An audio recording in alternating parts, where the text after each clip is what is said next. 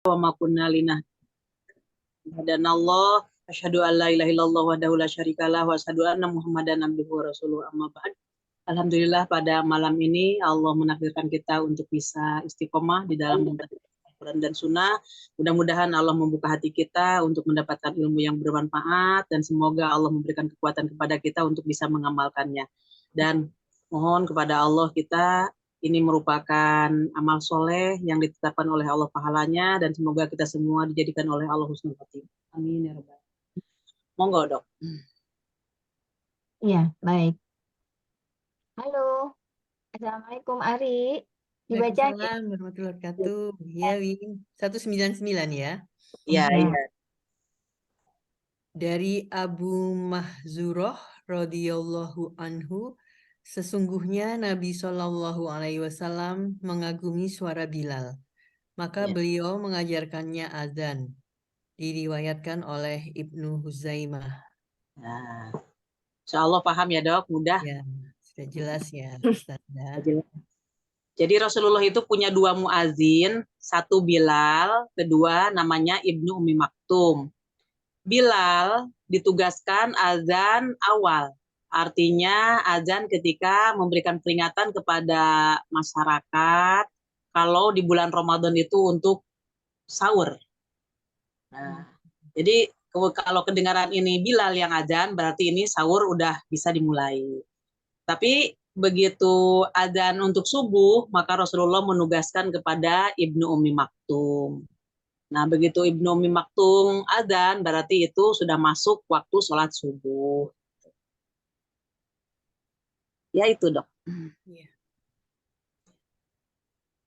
Jadi adzan itu waktu sahur itu yang adzan awal itu ya Ustazah. Kalau di masjid-masjid yang di desa itu kalau Iya, kita mau tahajud itu ya dia adzannya jam 3 gitu ya Ustazah. iya, iya. Iya betul jam 3, kadang-kadang setengah 3, tapi yang apa yang di adzan Bilal itu justru mengucapkannya as-sholatu khairum minan naum itu di situ. Tapi Oh, sekarang orang-orang itu menggunakannya pada azan subuh. iya. Padahal di azan subuh itu tidak ada kalimat as-sholatu khairum minan naum. Itu kemarin sudah ya, sudah lewat itu. Padahal nggak ada, tapi orang-orang menggunakannya itu gitu. Tapi kalau umpamanya orang yang berdasarkan dalil dari Al-Quran dan Sunnah ketika dia melaksanakan azannya yang digunakan itu. Jadi as-sholatu khairum minan naum itu untuk azan awal, yaitu untuk tahajud kalau gitu. Gitu dong. Kalau ya Ustazah yang adzan subuh enggak ada ya Salatul Khairun minan Naum. Ini nggak ada, cuman di sebagian ormas itu malah itu yang dipakai gitu. Iya, betul. Oh, Iya, iya. baru ya ini pengetahuan baru buat saya. Ya, Ya, baik. Diteruskan ya Ustazah. nah, lanjut Kak. Ya, monggo Dr. Ari teruskan sampai 200 ya. 201 ya. Dari Jabir bin Samurah, ia berkata, aku sholat 2 hari raya, tadi ketutupan. Ketutupan. Yang habis hari raya, udah. Aku sholat 2 hari raya bersama Nabi Shallallahu Alaihi Wasallam lebih dari sekali tanpa azan dan tanpa iqomah. Diriwayatkan oleh Muslim. Berarti sholat Id itu tanpa adzan dan iqomat, ya. Ya, makanya kalau umpamanya mau dimulai sholat, kalimatnya as-sholatul jami'ah, gitu kan? Iya, iya, iya. Sholat dilaksanakan dengan berjamaah, kalau diterjemahkannya gitu. Jadi tidak ada Allahu Akbar, asyhadu an la ilaha illallah, tidak begitu. Itu di sholat 2 hari raya, Idul Fitri ataupun Idul Adha. Dan sholat hari raya itu tidak ada qobliyah, maksudnya tidak ada iringan sholat-sholat sunat. Jadi ketika kita datang ke lapangan, maka langsung kita mengikuti ritual sholat id 2 rakaat. Selesai. Bagaimana Dokter Wiwin? Iya, paham, paham. Ya, makanya nggak ada adzan ya. Iya, Ustazah pada saat Idul Fitri atau Idul Adha itu disunahkan untuk apa itu takbir itu Ustazah. Oh, takbir. Takbiran, malam takbiran gitu kan? Enggak, ketika itu juga ketika kita duduk mengikuti atau kita datang itu bertasbih apa istilahnya Ustazah? Takbiran toh? Takbir. Ya? Takbiran itu bukan? Iya. Oh, Allahu Akbar apa namanya? Ketika kita berjalan atau duduk bersama-sama pada Akbar saat itu. Idul Fitri dan Idul Adha itu diutamakan apa tadi? Takbir gitu ya, Ustazah? Allahu Akbar, Allahu Iya, Akbar, yang iya, itu kan? iya, Ya, iya, iya, ya, ya. gitu. Eh, Hadisnya bagaimana, Ustazah? ya.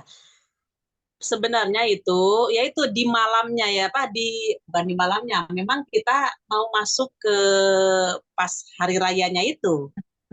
Takbiran di malam, takbiran untuk menjelang besok hari raya sebenarnya. Maka setelah selesai kamu berpuasa di bulan Ramadan, maka apabila mau ke lapangan itu diucapkanlah takbiran.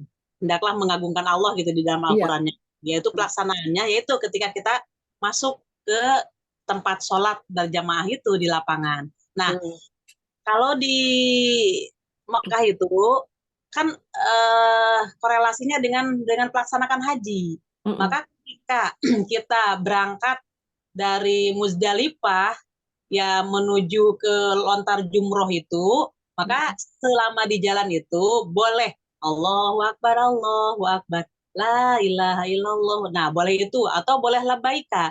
Labbaik Allahumma labbaik. Jadi dua-duanya itu dibolehkan. Mana pilih aja. Kita mau gantian, dua-duanya boleh. Mau salah satu yang dipilih oleh kita boleh. Kalau Ya. kita yang di sini, Ustazah bagaimana? Sebenarnya di dalam hadis itu tidak disebutkan masalah malam takbiran yang nggak ada. Jadi selesainya besoknya aja. Besok ketika kita mau itu, ketika kita mau ke lapangan melaksanakan sholat. Nah, baru di situ kita sambil jalan Allah Akbar Allah. Oh, Sudah. ya. Itu hadisnya apa? Ada apa pahalanya atau semacam apa Ustazah? Sunnahnya atau adabnya itu? Perintah dari Allah lewat Al-Quran, Pak Kabir, maka hendaklah kalian bertakbir mengagungkan Allah. Karena kalian sudah melaksanakan puasa Ramadan selama 30 hari atau 29 hari, maka hendaklah yaitu memuji Allah untuk melaksanakan syukur kita bahwa alhamdulillah kita sudah bisa menunaikan perintah Allah dan semoga Allah memaafkan dosa kita dan menetapkan pahala bagi kita. Maka kita disunahkan untuk melaksanakan Allahu Akbar, Allahu Akbar. Memuji Allah, Bu. Itu intinya. Dan tentu ketika kita mengucapkan takbir tersebut akan mendapatkan pahala. Yang pahalanya itu di dalam hadis disebutkan seumpamanya pahala itu diwujudkan berbentuk benda, maka bumi dan langit itu terpenuhi dengan ucapan subhanallah aja udah terpenuhi. Kalau itu diwujudkan berbentuk benda seperti emas murni, maka bumi ini tertutup dengan emas murni tersebut dengan ucapan subhanallah atau alhamdulillah gitu, memenuhi langit dan bumi. Kemudian untuk di akhiratnya itu memperberat timbangan kebaikan orang yang berzikir tersebut. Itu sudah di bab doa, ada di Bulughul Maram paling akhir itu. Jadi itu khusus ya Ustazah, kalau yang lain misalkan kita menuju sholat jamaah,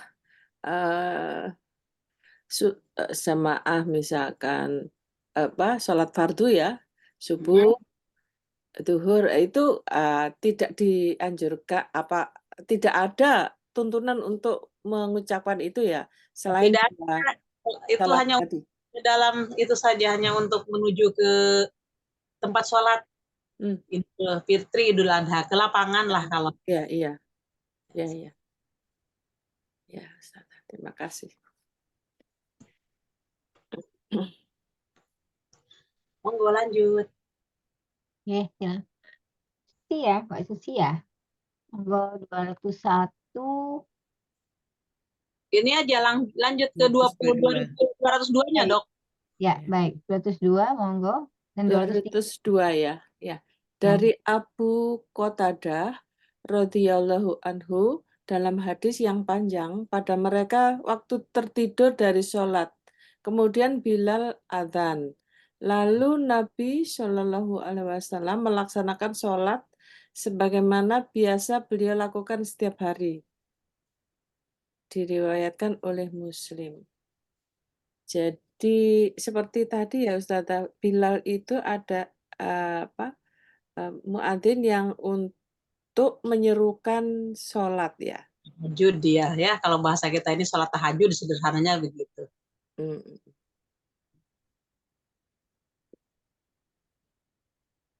Ya. Ya. Jadi Lanjut. ya, sholat tahajud ya. Kita malah nggak ada ya Ustazah di sini ya.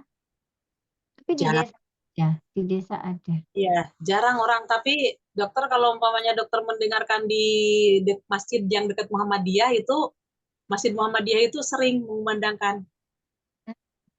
Ya. Ya.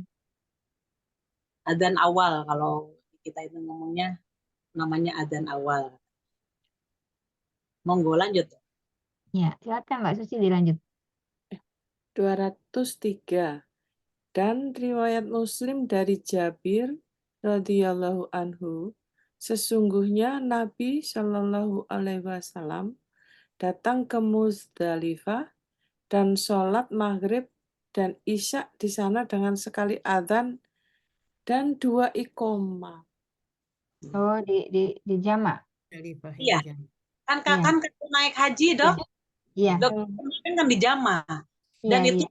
disunatkannya di jama gitu. Maghrib itu di jama. Maghrib dan isya ya Ustazah. Nah, adzannya satu kali. Adzannya satu kali. Nanti komatnya kan karena di jama. Pertama untuk maghrib. Nah setelah gitu kemudian dikomatkan lagi. Ada ikomah lagi yaitu untuk isya. Satu kali adzan, 2 kali komat. Oh ini berarti Ustazah, bersama-sama berjamaah bisa ya Ustazah? Loh ini kan di Muzdalifah, ini korelasinya dengan naik haji. Dengan ibadah haji ini di Muzdalifah. Bagaimana kalau sekarang? Ya kita boleh kan berjamaah di jama. Ya, maksud saya berjamaah di jama itu boleh berjamaah ya? Oh boleh, boleh. Iya. Ya kalau umpamanya kita ada bepergian, sama kita mau melaksanakan sholat, ya lebih baik di jama. Karena kan pahalanya nanti insya Allah penekannya untuk laki-laki itu 27 derajat. Dan boleh bersama-sama ya. Ya. Ya. Monggo lanjut dokter dia. Ya dokter Wiwin, maaf. Kebiasaan. Tanya sebentar Ustazah. Monggo dok. Ya, saya dulu itu sholat maghrib isyaknya itu nggak di Musdalifah tapi di Arafahnya, karena berangkatnya agak malam, dari Arafah ke Musdalifah itu. Kalau di dalam pelaksanaan hajinya Rasulullah di Musdalifah. Iya, tetap berangkatnya itu habis maghrib. Jadi matahari condong gitu ya, matahari tenggelam itu kita berangkat. Nah, nanti di Muzdalifahnya itu di jamak takhir. Maghrib ke isanya itu di jamak takhir. Nah, isya dulu nanti pelaksanaannya, kemudian maghrib. Gitu. Karena itu sebaiknya gitu. Karena Rasulullah melaksanakannya seperti itu, maka kita itu niru gitu. Di Muzdalifah rata-rata dok. Iya. Kalau haji. Tetapi ingat saya itu ya Ustazah, karena itu kan di lapangan dan agak gelap ya. Jadi bukit-bukit gitu kita loh. kita ada tempat bisa yang berdua aja ya, bukan berjamaah banyak orang gitu ya. Hmm, mungkin di Muzdalifah, Dok. Mungkin dokter lupa lagi apa? Iya, lupa saya. Iya, saya kira memang di lapangan. Iya, Orang iya. bentuk lapangan, Muzdalifah berbentuk lapangan. Jadi Muzdalifah itu hanya untuk mabit. Di Ambil situ batu. tetap ininya apa? Ambil batu. Ngambil batu di Muzdalifah. Ya. Nah, jadi ketika apa melaksanakan sholat zuhur, asar itu di Arafah. Nah, Nah, setelah itu mungkin naik kendaraan lagi, bis kemudian ya. mungkin lupa lagi dok, dokter Ari. Iya, Mungkin. naik bis ingat Harus saya kesana dari lagi. Musdalifah itu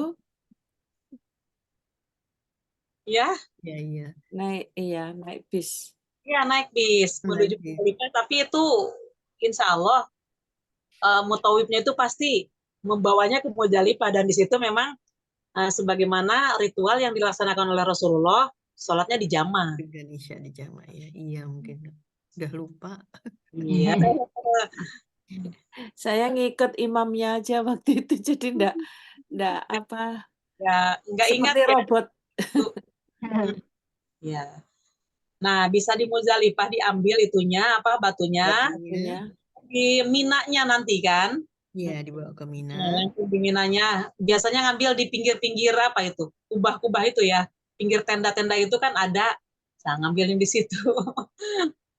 Udah modern Ustazah. Jadi kita udah dikasih di dalam kantong gitu oleh panitianya. Oh, gitu. Lain lagi ini. Iya, iya, ada yang seperti itu. Itu mungkin di plus itu seperti itu ya, Dok. Padahal Iya. di Musdalifah itu ada kesempatan kita ngambil kerikil itu, tapi itu sudah disiapkan oleh panitia diambilkan Iya, kerikil. lebih mudah lagi. Iya.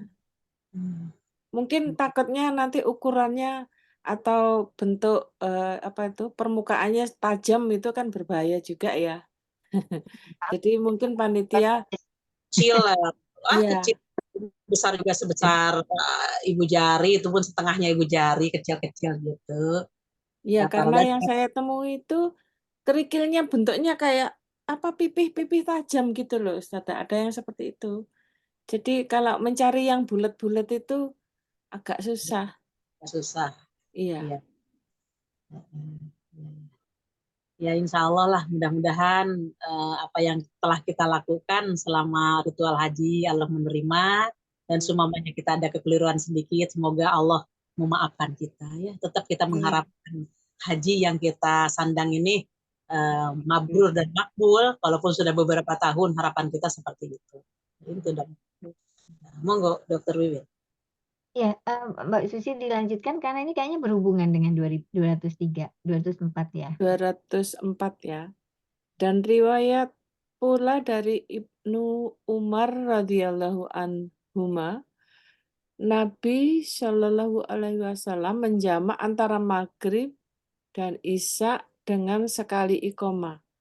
Abu Daud menambahkan untuk setiap kali sholat dan pada satu riwayat, dan tidak ada seruan adzan pada salah satunya. Oh, ini tadi ya Ustazah. Jadi Dua kali iqomah, maghrib iqomah, isanya iqomah. Iqomah. Sekarang ini iqomahnya cuma satu. Tetap di jama, maghrib dengan isanya itu di jama. Cuman iqomahnya ada satu. Begitu udah assalamualaikum warahmatullahi wabarakatuh, assalamualaikum warahmatullahi wabarakatuh, imam itu berdiri. Maka masyarakat yang di belakang itu kan berdiri. Sop pertama melihat imamnya, sop kedua melihat yang sop pertama, yang ketiga melihat sop yang kedua, terus gitu sampai kompak semuanya. Sama-sama sahih ini ya, Ya, Ustazah. sama-sama. Ya. Ini tetapi ada apa nih tambahan Abu Dawud menambahkan untuk setiap kali sholat. Ya, berarti kalau untuk setiap kali sholat ya iqomahnya 2 kali, gitu kan? Iya. Atau dua-duanya boleh. Sekali saja boleh, 2 kali juga boleh. 2 kali boleh, itu untuk thoriqatul jam'inya, artinya memahami 2 hadis yang sepertinya ada ada keterangan, yang satu 2, yang satu 1. Jadi kita ambil dua-duanya, boleh 2 kali koma, boleh 1 kali koma. Iya, iya. Dokter Wiwin siapa? Iya, paham. Mirip itu ya. Sekarang 205 Mbak Ana. Ikut ya? Ikut baca ya? Halo, Mbak Ana. Adakah? Oh, ada. Nggak ada ya? Mbak Ana lagi nggak bisa? Kalau gitu Mbak Uria, silakan. Bismillahirrahmanirrahim. Dari Ibnu Umar dan Aisyah radhiyallahu anhum berkata, Rasulullah Shallallahu alaihi wasallam bersabda, sesungguhnya Bilal azan di waktu malam, maka makan dan minumlah sampai Ibnu Umi Maktum berkumandang. Ibnu Umi Maktum adalah seorang yang buta matanya dan tidak berkumandang sampai dikatakan kepadanya, sudah pagi, sudah pagi. Mutafaq alaihi dan akhir hadis ini mudroj. Ya. Paham Bu Uria? Ini yang tadi itu yang adzan yang kedua itu Ibnu Umi Maktum ini ya? Iya, Ustazah? adzan kedua, waktu benar-benar subuhnya. Dan beliau ini kan seorang yang buta matanya, maka kalau kita mohon maaf, dalam keadaan tidur pun kan punya alarm ya. Maka Iya. ketika bunyi, oh ini kita udah dikasih tanda atau azan, alarmnya bunyi azan, berarti di setting untuk pas di waktu Surabaya. Maka kalau Ibnu Maktum itu dikatakan kepada beliau, asbahta, asbahta, ini sudah masuk subuh, ini sudah masuk subuh. Jadi setiap mau azan subuh itu ada yang ngasih tahu bahwa sudah waktunya untuk mengumandangkan azan subuh. Karena masalahnya kan beliau tidak melihat matahari, tidak melihat. Ada hilang suaranya ya? Kenapa? Dah? Oh, ini sudah ya. Tadi hilang suaranya. Oh, saya hilang? Enggak, ternyata internet saya yang tidak stabil. Yes, Oh. silakan. Nah, maka ketika Ibnu Umi Maktum azan, maka sholat subuh lah dimulai. Itu maknanya. Sudah saya jelaskan sebelumnya. Iya, ini yang dijelaskan minggu kemarin. Bilal sama Ibnu Umi Maktum. Ya, Saya sudah menjelaskan itu. Ya. Lanjut. Lanjut Mbak Uria, silakan. dari Ibnu Umar radhiyallahu anhuma, sesungguhnya Bilal pernah azan sebelum fajar. Lalu Nabi menyuruhnya untuk menyeru kembali. Ingatlah bahwa hamba itu butuh tidur.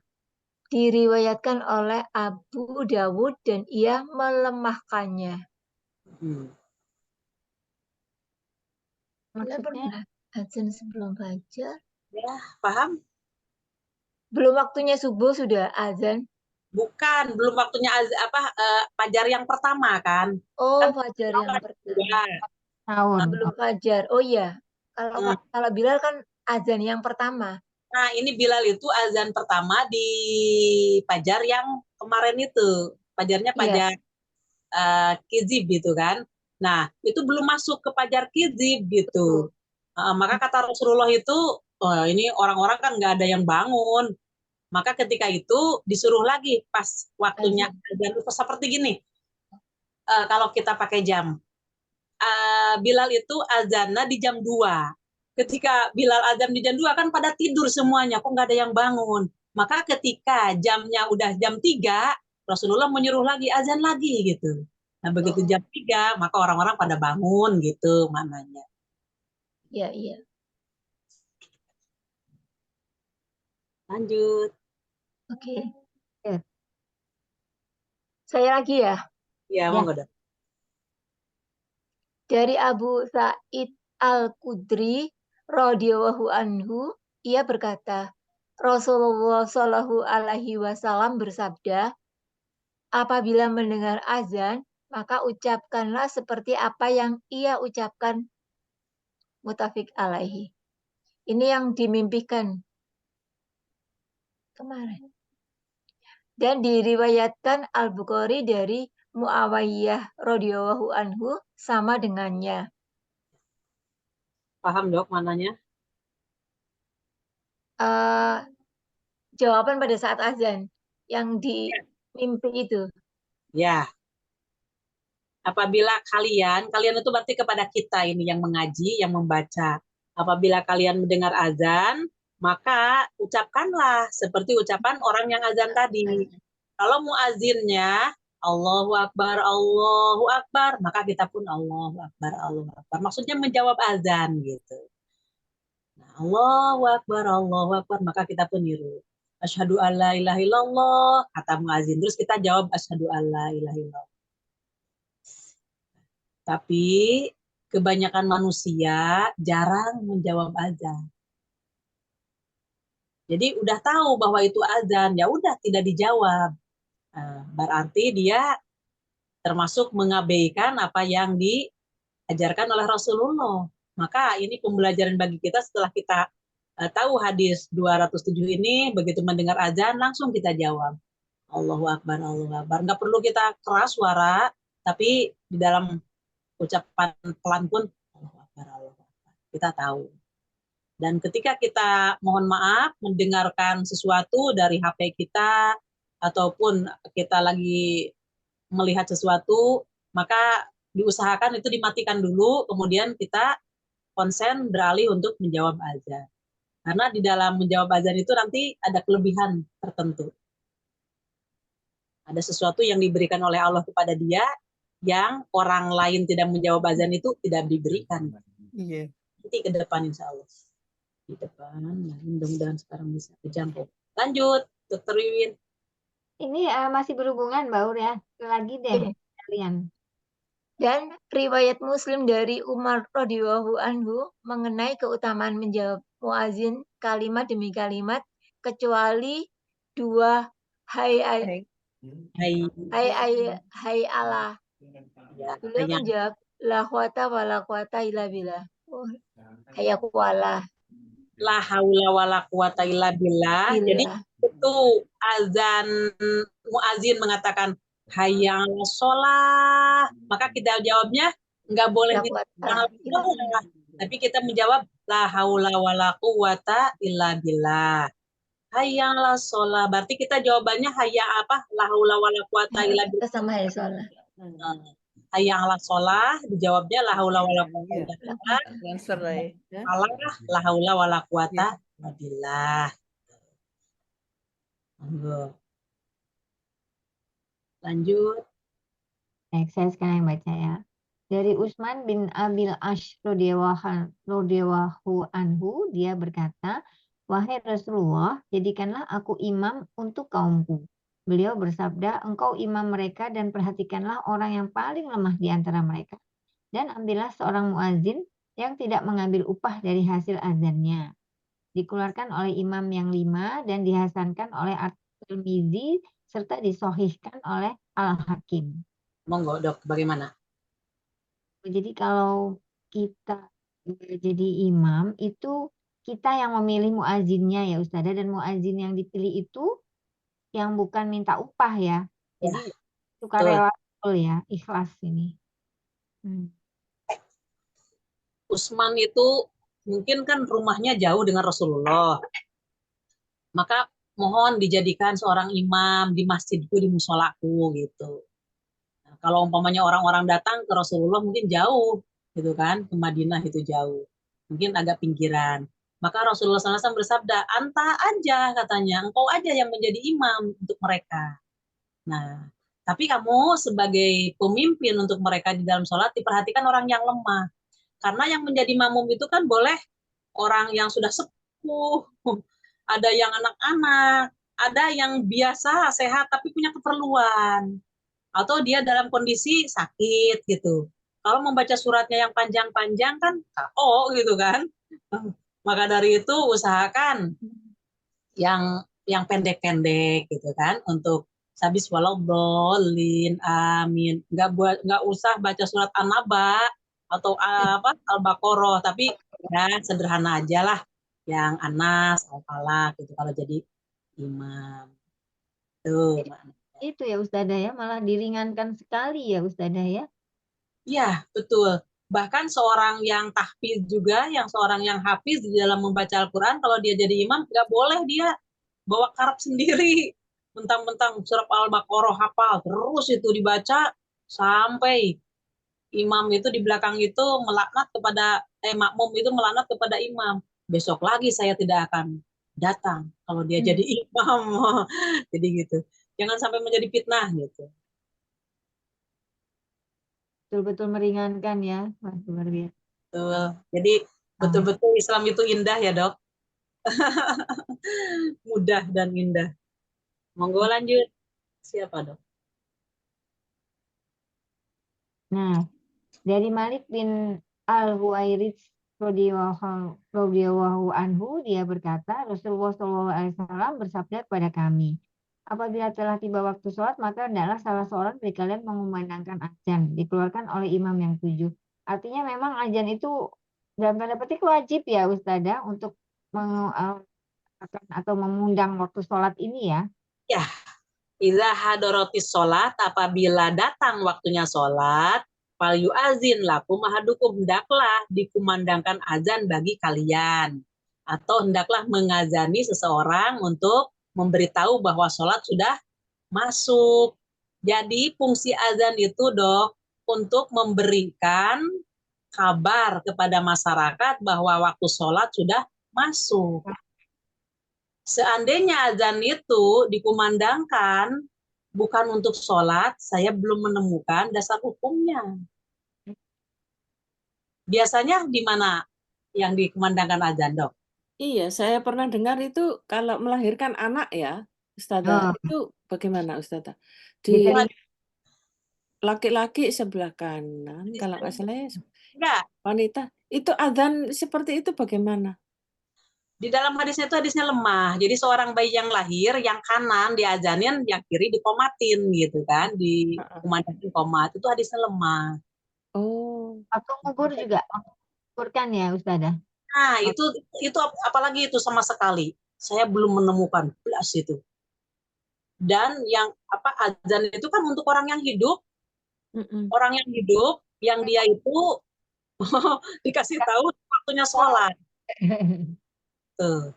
Jadi saya tidak menemukan, tapi makanya sekarang ini banyak masyarakat yang mohon maaf apa gagal paham gitu, salah kaprah gitu. Dalilnya saya belum menemukan.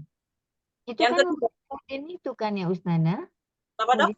Mudin yang kita minta tolong kalau ada yang meninggal untuk membacakan doa dan yaitu memimpin kita untuk melakukan upacara penguburan itu ya Ustazah. Iya, seharusnya dia ngerti gitu dasar hukumnya dari mana gitu. Masa beribadah mengikuti kebiasaan? Nggak lucu. Yang kedua, Dok, mau berangkat haji. Orang yang mau berangkat haji kok ada azan segala. Oh ya, saya malah nggak tahu. Oh, Ada di masyarakat seperti itu. Jadi kembalikan ke hadis nomor 211 ini, bahwa waktu sholatlah yang wajib diazanin. Supaya masyarakat tahu ini waktunya menyembah Allah gitu kan. Jelas, selain itu tidak diketemukan. Bahkan ya kalau toh untuk bayi itu hadisnya lemah. ya mungkin maksudnya supaya telinganya pertama kali yang didengar itu adalah dan mungkin Tauhid katanya ya. tauhid. Kalau kita berbicara masalah tauhid, Dok, waktu di alam ruh pun itu sudah masuk tauhid kita kan. Di dalam surat Al-An'am itu disebutkan Ibrahim kalau nggak salah. Wa iz akhadha rabbuka a'udzubillahi minasyaitonir rajim wa iz akhadha rabbuka min bani adama min zuhurihim dzurriyyatahum. Maka ketika Allah menciptakan Adam dan Allah mengambil dari sulbi Adam itu ruh-ruh anak cucu keturunannya, maka dikumpulkan itu ruh-ruh itu serta merta. Maka di situ dikatakan alastu birabbikum, kata Allah itu, bukankah aku ini Tuhan kalian? Si ruh-ruh itu berkata, bala, tentu ya Allah, kami mengaku. Nah, walaupun sekarang ini manusia yang dilahirkan bukan dari orang-orang muslim, bukan dari orang-orang yang muslimah, ya tetap mereka itu membawa fitrah yang sama. Gitu.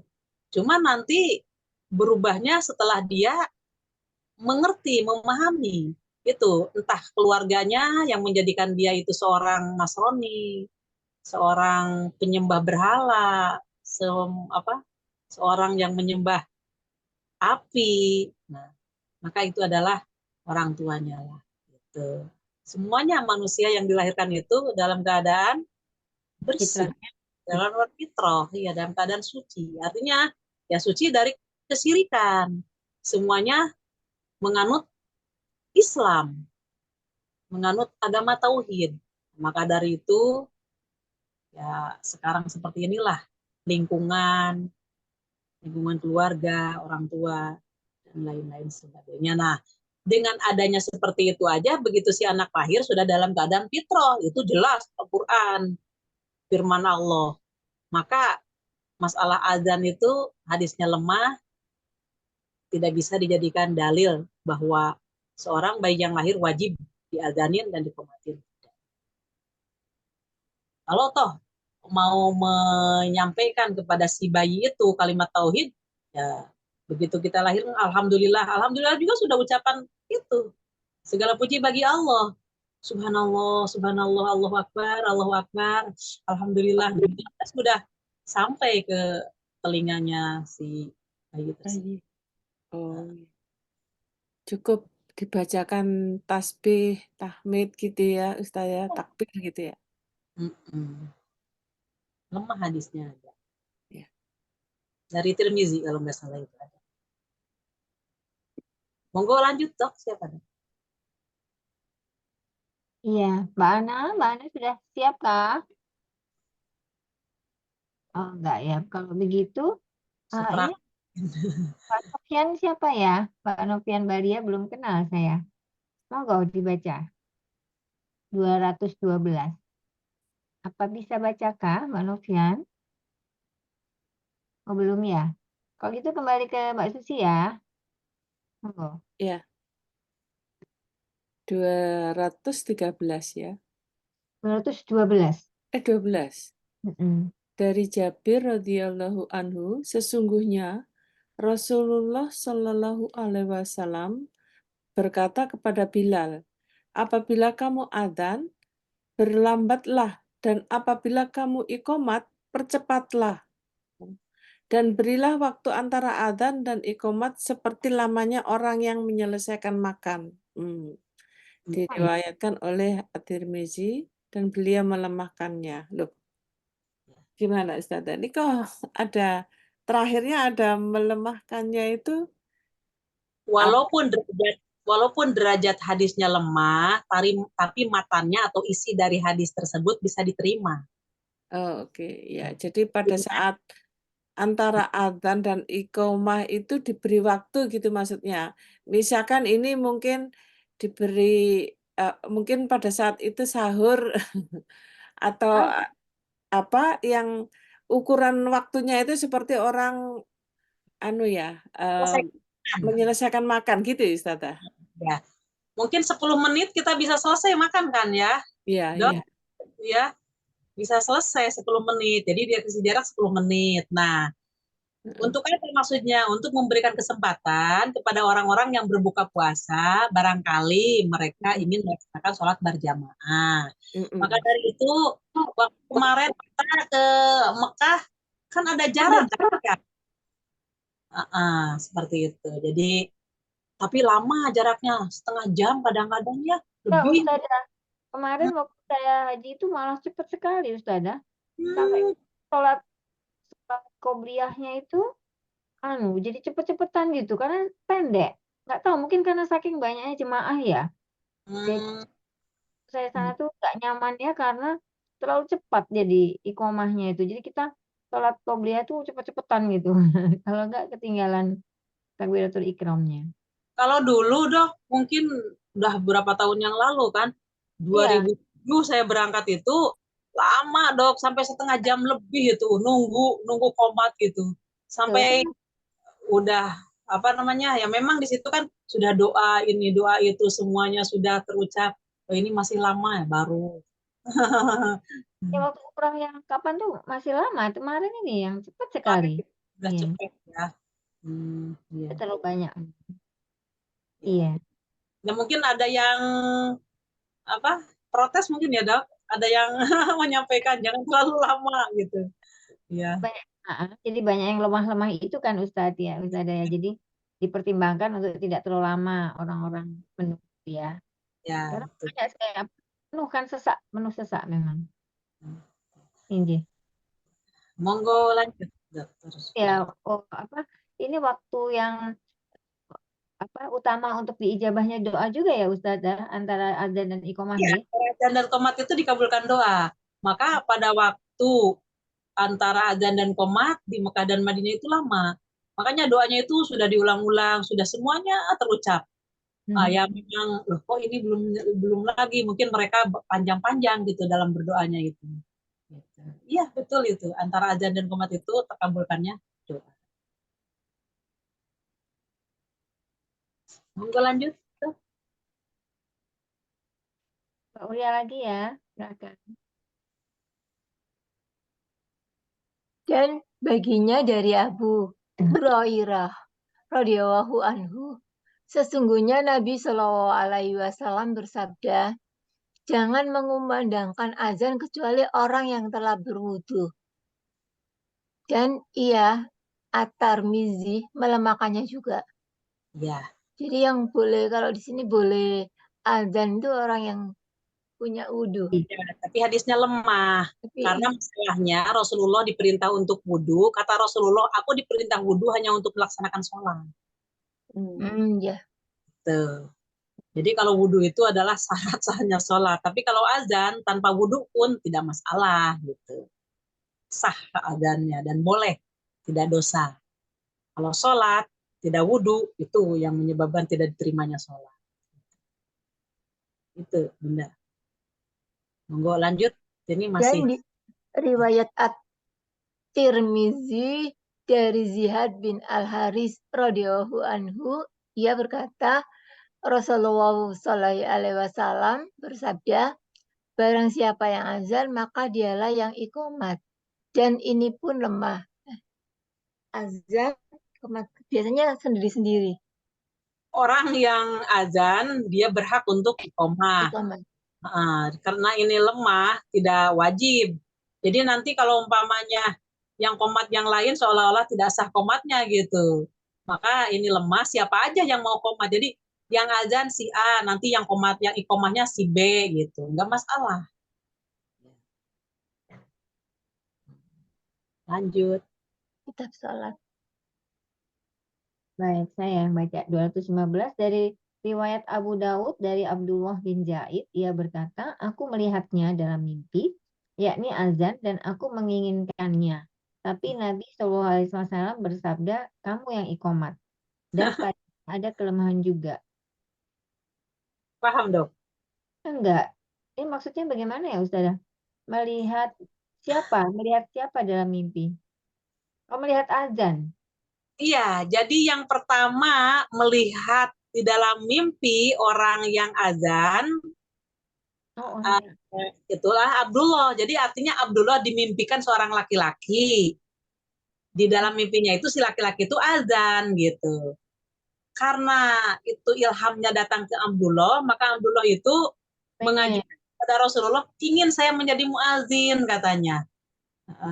Maka kata Rasulullah, kamu nggak usah jadi muazin, kamu tukang qomat aja gitu. Masalahnya kan suara Abdullah dibandingkan dengan Ibnu Ummi Maktum masih bagus Ummi Maktum. Apalagi Bilal pun menarik perhatian kepada Rasulullah. Maka Rasulullah malah mengajarkan azannya itu kepada Bilal. Nah, sedangkan Abdullah itu maunya ingin gitu, seperti Bilal. Tapi kan Rasulullah punya pertimbangan. Mungkin kan kalau Bilal itu suaranya lepas, keras, lepas, tidak palas, maka ini Abdullah itu ingin. Maka kata Rasulullah, kamu tukang qomat aja, nggak usah azan. Lucu ya ternyata ya. Jadi boleh itu ya Ustazah, memilih untuk sesuatu yang terbaik itu boleh ya Ustazah ya? Boleh. Sebagaimana nanti kita pun akan memilih. Mudah-mudahan yang terbaik ya menurut Allah. Segala-galanya. Dari Lanjut. Hurairah, ia berkata, Rasulullah SAW bersabda, muazin yang paling memiliki azan dan imam yang memiliki iqomat. Dirawayatkan oleh Ibnu Adi dan ia melemahkannya. Loh, biasanya iqomah itu kan bukan imam malah ya, Ustazah? Iya, cuman masalahnya yang memerintahkan gitu, Dok. Ya, bukan imam. Jadi nggak mesti kalau dia jadi imam maka dia itu berhak untuk iqomah. Nggak juga. Walaupun ada imam kan yang disuruh iqomah makmum dari belakang ya. Gitu. Jadi maksudnya ya, memerintahkan ya, maksudnya meminta orang lain untuk qomat gitu ya, untuk Ya, mulai. ya. Baik. Lanjut ke 218. 218. Mbak Susi lagi. Ini Dokter Ari lagi ada tamu katanya. Mbak Oh, Ana, iya.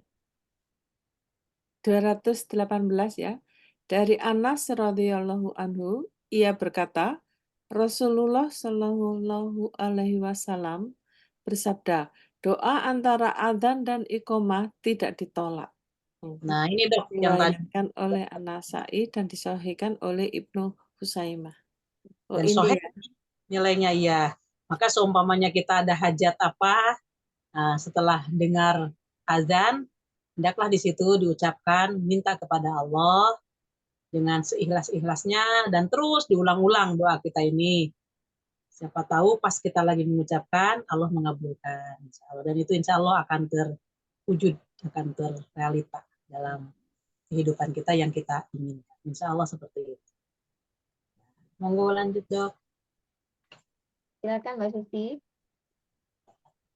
219 dari Jabir radhiyallahu anhu, sesungguhnya Rasulullah Shallallahu alaihi wasallam bersabda, barang siapa yang setelah mendengar azan mengucapkan, Ya Allah, pemilik seruan yang sempurna ini dan sholat yang ditegakkan, berilah Muhammad al-wasilah, derajat di surga dan keutamaan, dan bangkitkanlah beliau di tempat yang terpuji yang kau janjikan.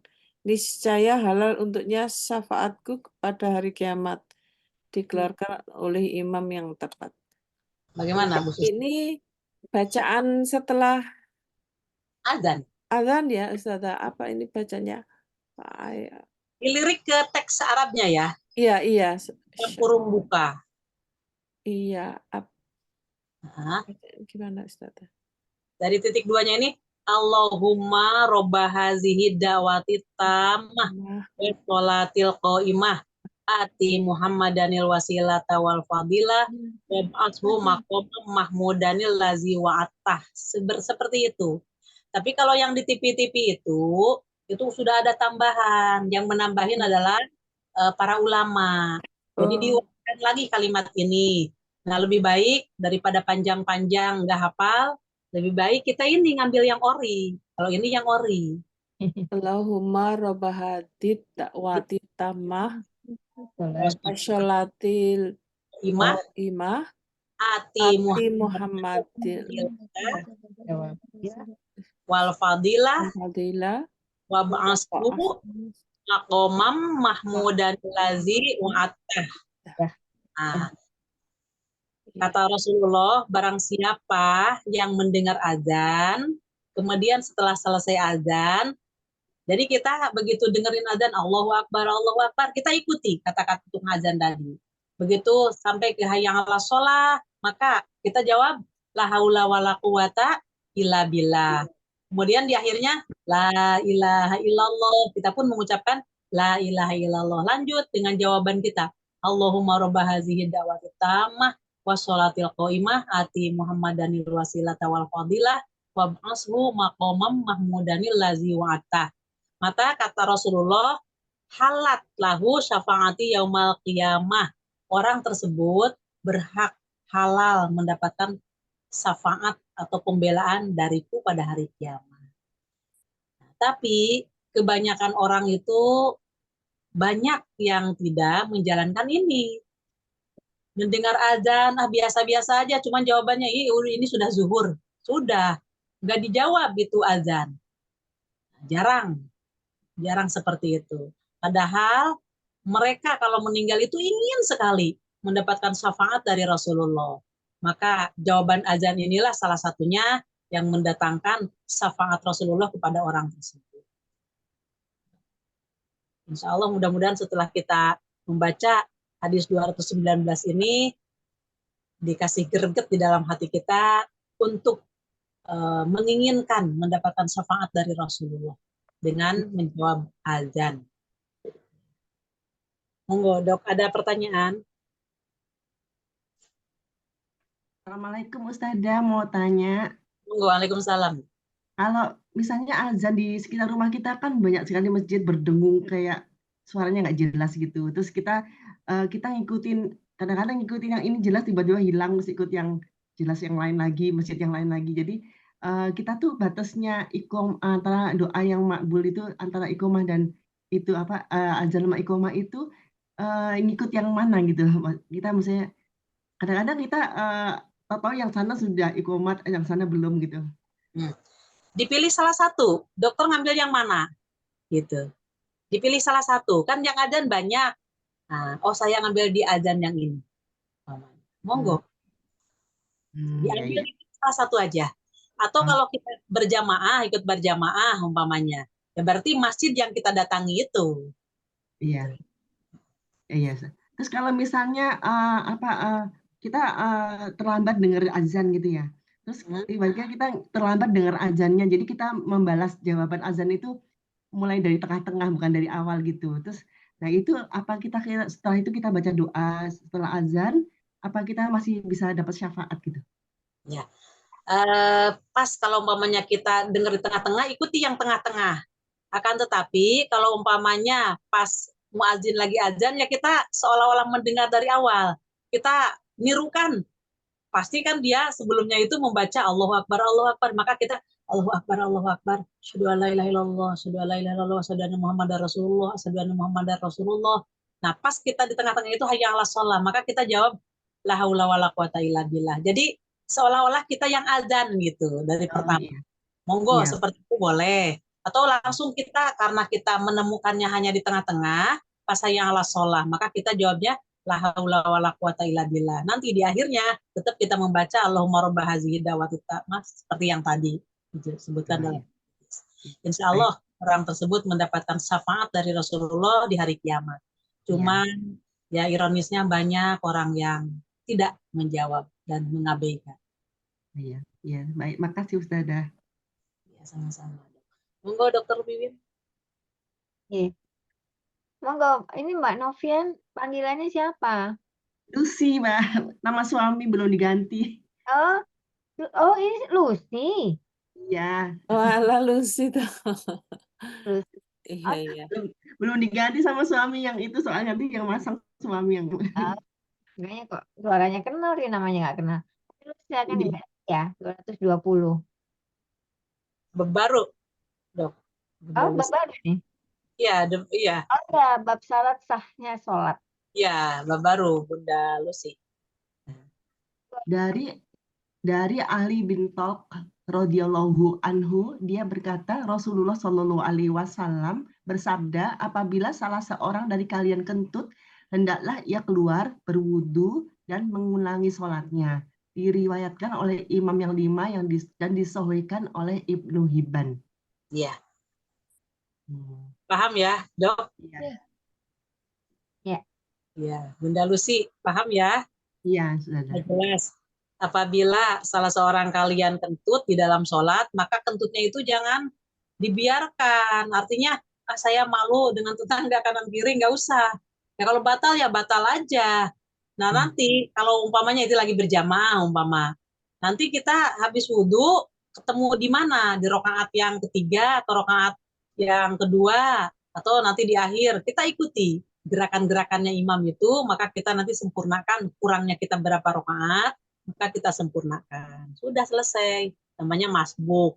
Tapi kalau sholat sendiri pun demikian, kita nggak bisa menahan kentut, dan menahan kentut itu ya berbahaya kalau kebelet sekali. Tapi kalau hanya sekedar, kok ini seperti mau kentut tapi masih bisa tertahan, ya kalau Imam Syafi'i mengatakan itu hukumnya makruh. Jadi masih boleh dipertahankan. Akan tetapi kalau kebelet, Nah, maka lebih baik dilepaskan aja, kemudian dibatalkan sholatnya, berwudu lagi dengan sempurna, maka diulangi sholatnya itu gitu, dari awal, dari takbiratul ihram. Iya. Ustazah kalau misalnya ya kadang-kadang kita tuh ada suara dari perut gitu, seperti kentut tapi bukan tapi nggak ada yang keluar gas yang keluar melalui dubur gitu, tapi suaranya tuh di perut tuh kayak kentut gitu. Ya, Tapi iya, itu gimana? Batal nggak? ya, dan saya pun pernah itu nggak perlu, karena yang membatalkan itu kalau umpamanya kamu sudah mendengar suara kata Rasulullah atau kalian sudah mendengarkan mencium baunya, maka itu adalah tandanya.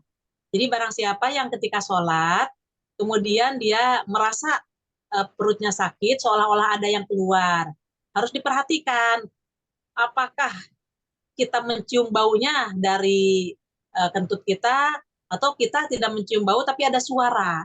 Nah, itu tandanya. Maka ketika hanya di dalam perut aja kan bersuara juga memang seperti itu. Maka itu nggak perlu membatalkan sholat. Iya. Nah, Oh ya, Bun. gitu ya. Iya baik Ustazah. Jadi nggak usah batalin ya. Kadang-kadang suaranya itu kan keras gitu, tapi nggak ada gas yang keluar gitu. Jadi kadang-kadang takut ini gimana ya? Ya.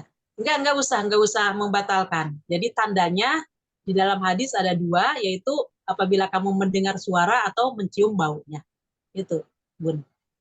Suara pun suara dari dubur ya Ustazah, bukan dari Suara, perut ya. betul. Suara dari dubur, bukan suara yang ada di dalam perut tadi.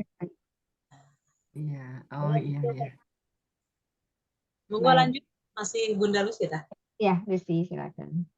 Dari Aisyah radhiyallahu anha bahwasanya Nabi Shallallahu alaihi wasallam bersabda, Allah tidak menerima sholat wanita yang telah haid balik kecuali dengan memakai penutup kepala kerudung. Diriwayatkan oleh imam yang 5 kecuali An-Nasa'i dan disohikan oleh Ibnu Khuzaimah. Apa maknanya, Bun? Maksudnya waktu sholat tuh dalam keadaan nutup aurat gitu. Harus syaratnya gitu. Ini kalimatnya, sesungguhnya Nabi SAW bersabda, Allah tidak akan menerima sholat orang yang haid kecuali dengan kerudung, dengan memakai kerudung. Maksudnya yang sudah balik, yang sudah puber gitu maksudnya Ustazah. Ya, Dan dia harus sudah berkerudung ya, sudah menutup aurat ya. nah, ya. Jadi bukan begini, oh dia akan diterima sholatnya walaupun haid. Enggak.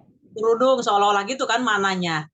Jadi mananya begini, ketika seseorang itu yang haid, berarti kan itu tandanya balik gitu kan. Ya. Jadi otomatis kalau dia haid melaksanakan sholat ya tidak diterima. Cuman seorang yang balik tadi, perempuan yang sudah balik tadi, dia punya kewajiban menggunakan atau memakai kerudung. Walaupun dia tidak memiliki pahala ibadah sholat, tapi selama dia melaksanakan istiqomah memakai kerudung, maka dia mendapatkan pahala dari berkerudung tadi. Maksudnya gitu. Karena masalahnya dia kan sudah balik. Iya. Ya, artinya memang artinya memang memakai hijab, memakai kerudung itu wajib untuk perempuan ya, Ustazah. Kan Iya. ada ya, mohon maaf ada anak putri-putrinya ustadz itu yang bahkan yang terkenal tuh kan ada yang tidak pakai hijab dan katanya itu sebenarnya tidak wajib. Itu berarti keliru ya, Ustazah? Tidak wajib gimana, wong Al-Qur'annya jelas. Ya. Wahai Muhammad, wahai Nabi, katakan kepada istri-istrimu dan orang-orang yang beriman supaya menutupkan, gitu kan? Iya. Ya, sampai seluruh. Kemudian di dalam surat An-Nur pun jelas masalah menutup aurat, gitu kan? Terus mau dikatakan tidak wajib bagaimana? Iya. Gitu. Iya. Kalau masalah itu kan boleh dikatakan pemahamannya seperti itu, tapi sebagai kita orang yang muslimah ikut Allah aja lah sama Rasulnya. Wong istri-istri Rasulullah juga tertutup semuanya gitu kan, udah gitu aja. Nanti kan kalau ke akhirat, kalau sudah meninggal, nanti Allah akan Tanya. mempersatukan dengan yang kita cintai. Amin ya Allah. Dan nanti ketika kita meninggal, yang kita ikuti adalah Allah dan Rasul-Nya. Allah yang punya sorga. Maka ketika kita nanti di akhirat, kemudian kita ini dogmatis ataupun ikut seseorang, maka Allah akan mengumpulkan dengan seseorang tersebut. Nah, nanti bagaimana pertanggungjawaban seseorang itu terhadap Allah. Begitu dong. Adakah ayat yang mengatakan aurat wanita itu apa saja, termasuk telapak kaki, Kak Ustazah? Di dalam hadis kan jelas, Dok, bahwa perempuan itu seluruh tubuhnya aurat kecuali muka dan telapak tangan. Ya, karena ketika saya kemarin di Mekah itu banyak orang-orang Afrika terutama itu mereka kalau sholat ya telapak kakinya terbuka begitu karena mereka pakai celana panjang kan Ustazah. Nah itu jadi waktu itu kebetulan saya bersebelahan dengan seorang guru dari Afrika. Jadi saya tanyakan pada beliau, ternyata mereka memang tidak tahu bahwa telapak kaki itu aurat gitu. Jadi Ya, makanya betul, Dok. Di mereka banyak yang tidak mentadaburi Al-Quran dan Sunnah. Maka batasan-batasan hukum Allah untuk masalah aurat nggak paham. Dan boleh jadi mungkin mereka pun nggak mau mencari paham gitu, Dok. Gitu. karena mungkin Ustadz di sana jarang ya, Ustazah mereka kan baru ya untuk mengenal Islam ya, mungkin. Jadi kemarin ya sempat ngobrol-ngobrol gitu, terus sebaiknya pakai kaos kaki seperti itu.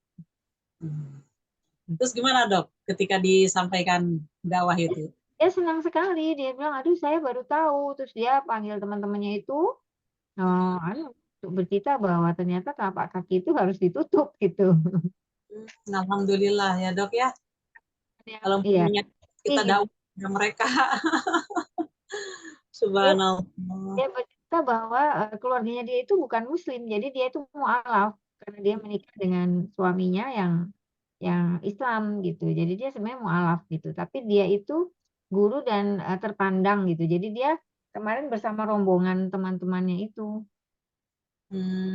Dia betul-betul tidak tahu bahwa tapi setelah itu saya senang karena akhirnya kalau saya ketemu sama banyak orang Afrika itu mereka sudah pakai kaos kaki alhamdulillah.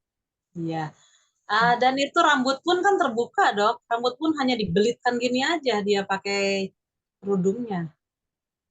Iya, kemarin alhamdulillah sudah enggak. Kemarin pada umumnya sudah tertutup baik, iya. Alhamdulillah ya. Berarti mereka melakukan itu karena tidak tahu ya. Tidak Karena tahu, tidak. tidak banyak Ustadz di sana. Tidak banyak. Batasan-batasannya. Iya.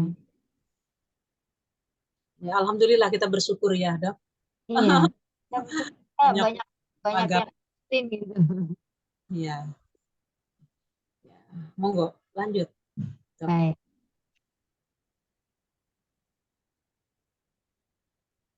Iya, silakan. Siapa sekarang? Mbak Susi lagi ya? Monggo. Iya, 212. Dari Jabir radhiyallahu anhu sesungguhnya Bu Susi 222. Ya 222. 222 ya.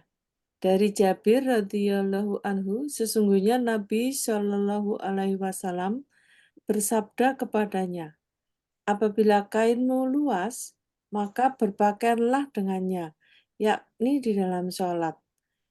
Dari riwayat Muslim, maka selempangkanlah antara ujung kainnya, dan jika sempit maka jadikanlah sebagai sarung.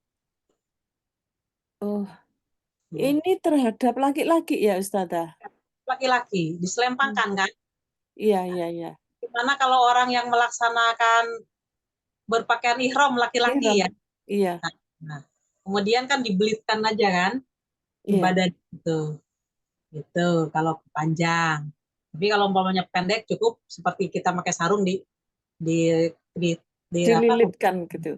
Ini kan aja ke depan gitu kan. Eh, Kemudian ujungnya dikebelakangkan seperti itu. Ya. ini ketika sholat ya Ustazah? Ya, ketika melaksanakan sholat. Kalau laki-laki tidak ada batasannya Ustazah. Ini ada batasannya kan dari pusar sampai lutut. Lutut. Jadi di atas, pusar ke atas boleh nggak Iya, pakai baju. orang yang sholat laki-laki, bagaimana kalau eh, pakai hanya pakai singlet aja boleh Iya. boleh sah. Oh gitu. Iya iya. Cuma dilihat dari segi mungkin budaya masalah sopan ya, Iya. sopan mungkin gitu. Iya. Kalau kita Sah. menemui tamu aja mesti pakai baju yang nggak mungkin yang ini ya asal-asal ya, pasti ingin yang terbaik gitu ya Ustazah. Iya, itu hukum akal ya, apalagi menghadap Allah itu hukum akal. Tapi Allah tidak seperti itu. Walaupun dia memakai singlet, tapi Allah tetap menerima sholatnya dia. Selama sholatnya itu syarat dan rukunnya itu benar. Monggo, Dokter Wiwin lanjut. Ya, silakan Mbak Surya. 223. Dan bagi keduanya dari hadis Abu Hurairah radhiyallahu anhu, janganlah salah seorang dari kalian sholat dengan memakai satu kain yang pundaknya tidak tertutup oleh apapun. Nah ini Wanita. pundak, yang pundaknya tidak tertutup. Artinya ya kan kalau kain panjang seperti kain ihram itu laki-laki kan diselempangkan gitu, gini kan dari apa namanya dari bawah kemudian diselempangkan. Jadi ini tertutup, tapi tangan tetap bebas. Lanjutannya. Ya, lanjutan. Dari Ummu Salamah radhiyallahu anhu, sesungguhnya ia bertanya kepada Nabi Shallallahu alaihi wasallam, apakah boleh seorang wanita sholat dengan memakai daster dan kerudung tanpa memakai izar? Beliau bersabda, boleh apabila dasternya panjang menutup kedua kakinya, dikeluarkan oleh Abu Dawud dan para imam mensahihkan kemaufukannya. Maukufannya. Paham, Bun. Ini ya, sholat tertutup semua sampai kaki.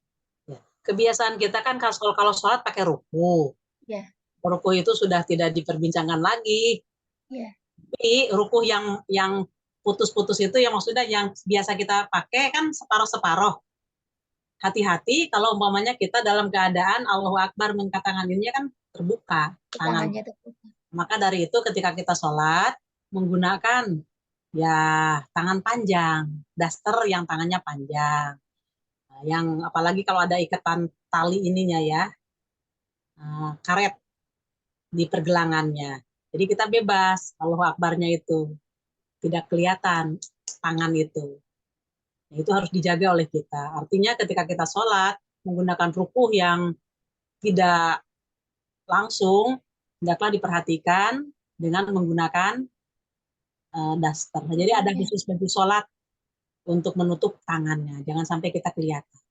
Nah, yang kedua di sini Rasulullah SAW ditanya oleh Ummi Salamah, apakah perempuan itu boleh dengan hanya menggunakan gamis gitu kan, dan hanya kerudung, tidak mau menggunakan rukuh. Maka izar itu adalah kain, izar itu kan sarung, izar itu sarung. Maka kata Rasulullah, ya apabila itu menutupi gitu, kodamahi itu ini ujung apa namanya belakang kaki, belakang telapak kaki. Kalau itu memang tertutup, silahkan. Maka kita akan menyambungnya ketika menggunakan gamis dengan sarung kaki. Stocking yang tebal gitu kan. Nah, maka itu kita sudah tertutup. Boleh Jadi nggak mesti dengan rukuh aja. Jadi walaupun bentuk kakinya masih terlihat pun nggak apa-apa asal tertutup sesuatu ya, Ya, Ustazah. nggak apa-apa, betul. Dan asalkan tertutup. Ya. Lanjut. Baik, saya baca. Dari Amir bin Robi'ah radhiyallahu anhu, ia berkata, dahulu kami pernah bersama Nabi Shallallahu Alaihi Wasallam di suatu malam yang gelap, sehingga kami tidak mengetahui arah kiblat. Lalu kami pun sholat. Ketika matahari telah terbit, ternyata kami sholat menghadap selain kiblat. Maka turunlah ayat, maka kemanapun kamu menghadap, disitulah wajah Allah. Surat Al-Baqarah 115 dikeluarkan oleh At-Tirmizi dan ia melemahkannya. Jadi Waduh. betul tidak sengaja dan tidak tahu, tidak apa-apa ya Ustazah. Iya, nggak usah diulangi lagi sholatnya gitu, Dok. Seperti, mohon maaf, kita kan nggak bawa kompas, ataupun umpamanya kita tidak memperhatikan kompas, walaupun bawa pun, tiba-tiba kita umpamanya, tapi bukan di malam yang gelap aja, siang pun kadang-kadang kalau kita tidak tahu arah mata angin kan, di mana ini kiblat gitu kan. Nah udah, perkiraan kita ke sana pokoknya kiblat. Nggak, kita sholat. Setelah selesai sholat ada yang ngasih tahu, loh, tadi Anda menghadap ke selatan. Loh, nah, perasaan saya selatan itu justru barat gitu. Maka nggak usah diulangi lagi. Cuma nanti sholat waktu yang kedua, maka kita arahkan wajah kita ke yang tadi dikasih petunjuk oleh orang tersebut. Ya, karena Jelas. memang tidak tahu dan tidak sengaja ya. Ya, betul. Lanjut. Silakan Lucy. Iya, Bismillahirrahmanirrahim. Dari Abu Hurairah radhiyallahu anhu, dia berkata bahwa Rasulullah Shallallahu Alaihi Wasallam bersabda, di antara timur dan barat ada arah kiblat, dikeluarkan oleh At-Tirmizi dan dianggap kuat oleh Al-Bukhari. Paham. Timur dan barat arah kiblat itu gimana, Ustazah? Timur dan barat itu di tengah-tengahnya ada Ka'bah gitu.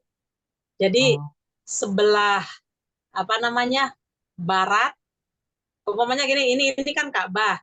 Maka ketika ini Ka'bah antara timur dan barat itu ada kiblat. Ya iya, kalau orang barat berarti menghadapnya ke timur.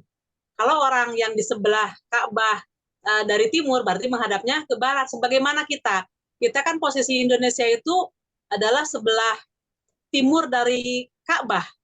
Maka ketika kita sholatnya menghadap ke Ka'bah. Nah, kalau umpamanya yang posisinya dia itu dari arah barat, di sebelah barat apa namanya Ka'bah, maka dia sholatnya menghadap timur gitu kan.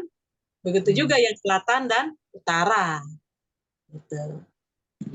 Jadi satu dunia ini, makanya kalau umpamanya kita di Mekah kan nggak menghadap ke barat, ke timur, ke utara ya Dok, muter gitu kan. Yang sholat itu, yang penting di situ ada kiblat. Nah itu begitu. Ustazah, apa harus kalau di Indonesia apa harus persis arah kiblatnya miringnya tuh? Soalnya katanya ada beberapa masjid yang salah gitu arahnya.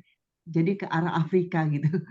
Kalau umpamanya mohon maaf, kita kan tidak tahu persis arahnya itu, maksudnya arahnya itu harus 100% menghadapnya betul-betul ke Ka'bah. Sulit kayaknya gitu kan.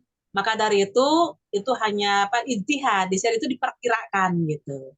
Dengan mengikuti kan sekarang ini ya boleh yang dikatakan itu sebagai kompas, ini sangat apa namanya? Jujur gitu kompasnya. Ya itu kompas juga kadang-kadang kan bikinan manusia ada errornya gitu. Nggak bisa 100% diterima. Pokoknya kita mengarah ke situ aja. Insya Allah. Allah Maha Tahu. Baik, Ustazah.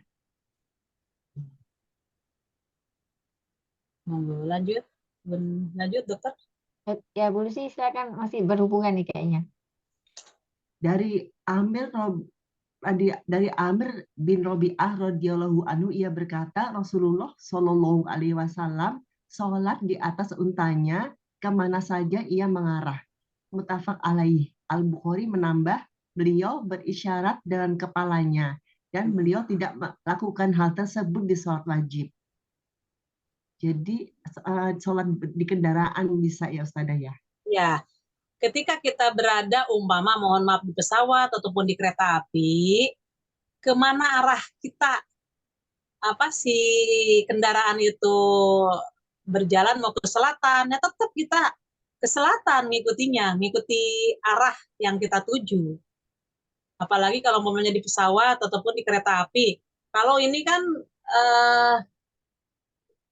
Rasulullah mengatakan ala rohilatihi, di atas kendaraannya, haitsu tawajjahat, kemana saja arahnya itu melaju gitu ya, kita udah nggak usah nyari-nyari kiblat sebelah mana ya. Nah, maka ketika kita mengetahui kiblat sebelah situ, berarti kita mengarahkan badan dulu. Ada yang seperti itu. Saya pun pernah melihat di kereta api ada orang yang begitu. Jadi ketika dia mau sholat, mencari dulu kiblat. Ketika kiblat sudah diketemukan, dia sholat, udah gitu dia duduk di tempat duduknya semula. Ada yang seperti itu. Padahal Tapi nggak perlu ya Ustazah. nggak perlu, udah di sini udah jelas itu Rasulullah itu haitsu tawajjahat bihi, kemana saja arah kendaraan yang kita tuju. Kecuali kalau kita di perjalanan itu mampir dulu ke musola atau masjid. Nah, itu baru sudah pasti kita di situ kan biasanya musola sama masjid itu ada kubah kan? Ada sajadah. Oh, ini berarti ini sajadah itu menghadapnya kemana? Ya itu kita ikuti aja arah itu. Kalau yang kalimat terakhir beliau tidak lakukan hal tersebut di sholat wajib, maksudnya bagaimana ya Ustazah? Waktu Rasulullah melaksanakan sholat di kendaraan itu, sholatnya sholat sunat. Bagaimana kalau sholat wajib? Ya kalau pas kita waktunya udah masuk zuhur, masuk asar, berarti wajib. Tapi kalau kita mau qobliyah dulu, boleh. Gitu maksudnya. Di atas kendaraan kita qobliyah. Setelah itu kita melanjutkan ke ba'diyah, ke wajib, kemudian kita ba'diyah juga. Monggo. Itu maksudnya kalau yang wajib kita harus berhenti untuk Oh, enggak disebutkan. Apa bedanya sholat wajib dengan sholat sunat dalam pelaksanaan? Cuma niat yang membedakan. Repot kalau kita harus berhenti. Kalau pas kendaraan sendiri ya nyaman. Tapi kalau kita ikut orang kendaraannya, iya. apalagi ikut kereta api. Ya, Allah itu sangat memberikan kemudahan. Iya. Oh. Menghendaki kalian mudah dan tidak menghendaki kalian sulit, kata Allah dalam Al-Qur'an ini. Iya, baik. Monggo. Ya. Baik, Mbak Susi silakan 228. Ya, 208. Dan riwayat Abu Daud dari hadis Anas radhiyallahu anhu, Nabi Shallallahu alaihi wasallam apabila sedang safar lalu berkeinginan untuk sholat tatawu atau sunnah, beliau menghadap dengan untanya yang ke kiblat. Kemudian setelah itu sholat kemana saja untanya menghadap, dan sanadnya Hasan. Gimana? Coba. Oh, seperti tadi ya Ustazah. Jadi kalau sholat sunnah ataupun wajib, ini mengikuti untanya gitu ya Ustazah. Bukan, pertamanya ketika Rasulullah melaksanakan sholat sunat ini, si untanya itu dihadapkan dulu ke kiblat. Ya unta bisa dikendalikan. Iya. Dan unta itu kan lebih mudah daripada kita menggunakan mobil gitu kan. Iya. Maka si untanya itu tinggal dikasih isyarat, dihadapkan ke situ, jadi untanya menghadap dulu ke kiblat. Maka kita di situ Allahu Akbar. Setelah itu maka untanya dikendalikan lagi ke arah mana kita tujuan gitu. Sekarang kalau kita dalam kendaraan, walaupun kendaraan sendiri, kalau tidak mampir ya sulit. Masa di tengah-tengah jalan si kendaraan kita mau dibelokkan dulu gara-gara sholat seseorang gitu kan? Atau menghadap ditabrak orang, kalau enggak menghalangi orang lewat gitu. Ya, kecuali kalau umpamanya kita di dalam kendaraan mampir, nah itu sudah pasti kendaraannya disimpan, kitanya yang mengikuti musola atau masjid tersebut untuk melaksanakan menghadap kiblat ketika sholat. Jelas, Dok? Bagaimana? Ya. Iya. Ya. Sampai di sini apa lanjut dulu? Iya, ini sudah tepat jam Sudah 9. Pasti. Ya. Jadi kita akhiri Ya. aja ya teman-teman. Kasihan juga Ustadzah. Kasih tanda ya, Dok. Insya Allah di bagian Bulughul Maram di 229 ya, monggo kasih tanda. Ya, mudah-mudahan Allah memberikan istiqomah kepada kita dan alhamdulillah setelah kita paham, mudah-mudahan Allah memberikan ilmu yang bermanfaat sehingga kita hidup ini berada di atas bimbingan Allah dan Allah ridho kepada kita. Amin. Mudah-mudahan ini merupakan serpihan amal soleh kita yang menghantarkan kita husnul khotimah. Amin ya rabbal Amin.